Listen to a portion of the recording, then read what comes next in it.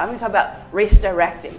And there's 3 things that I really want to dive into. I'll try to make them quick though. One of them is we're going to do a little overview of participant management from the RunSignUp software. So we're actually going to go to runsignup.com. We're going to look at one of my races and do a little bit of participant management there. Then secondly, like James mentioned, we think communication is very important for participant management. And so I'm going to tell you about some of the communication that I do from a race director perspective, specifically speaking to racers who are registered for my events. Because James cares for marketing and sponsorship, and actually he feeds me racers, and then once we have them, I take care of them. So I'm going to tell you some of the things that I do to help take care of those racers from a communication standpoint. And then finally, I'm going to just tell you a couple of unique things about 3W races, which has been setting us apart in Colorado, and just wanted to share some of the things that as people hear about them, they ask more and more about. So I'll be sharing about those things as well. So first of all, what I encountered in our first year of business, in our first year, 30, 40 races we put on. This year we'll put on 60 events.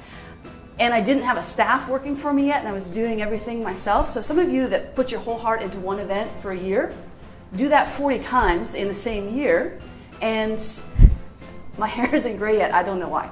It's really stressful. And especially, I'm very patient but not very tolerant, if you can weigh that out. So when a racer emails me and says, what time does the race start?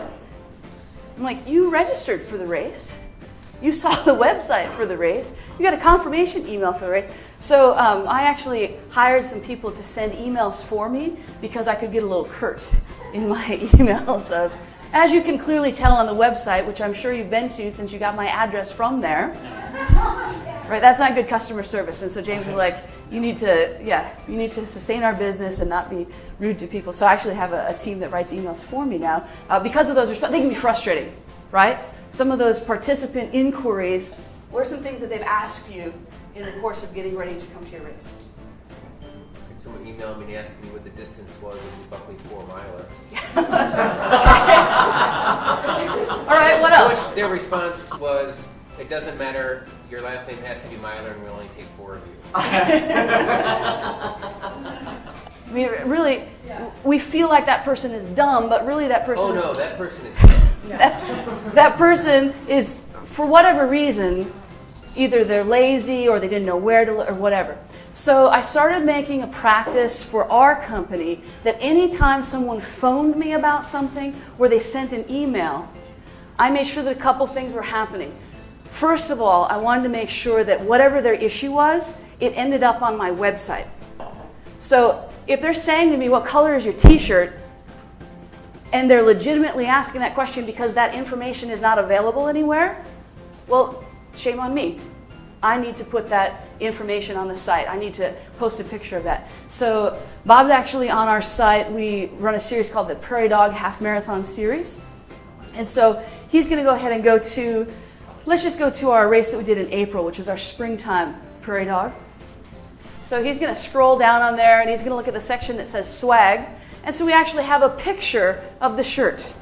Now I don't have a description that says it's a golden colored shirt, but there's a picture of it, right? So as you can see, it's a golden colored shirt, it is short sleeved, and it also in there says that it's a tech tee. Okay, so if somebody asks me that question, I make sure that that information is accessible somewhere. Usually that's through our website. Let me give you another example while we're on that particular page. Prairie Dog Half Marathon Series, I have an FAQ page on there. Anytime someone asks a question, I make sure that the answer goes up on the FAQ page, including a little box that says, ask us. No questions too silly. What do you want to know? I didn't know that it was important to people to know what the course surface was.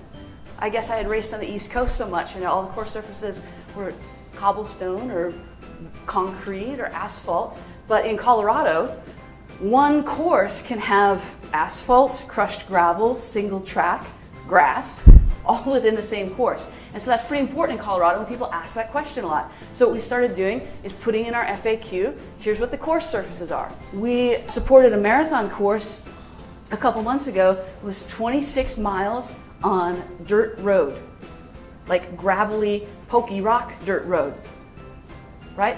Marathoners, you know you're going to choose a different pair of shoes when running on a dirt road versus something that's concrete or asphalt. So anytime they ask me a question, I make sure that it is available, that is searchable, that is findable. In addition to that, on each one of our web pages, we own several different websites as well as multiple pages within them. We have a Google search bar as well, which you can see on the top of this FAQ page. This actually just searches my pages that I own. So if you're looking specifically for something, maybe you want to know what time something starts, you write in start time in that search box and you can find it.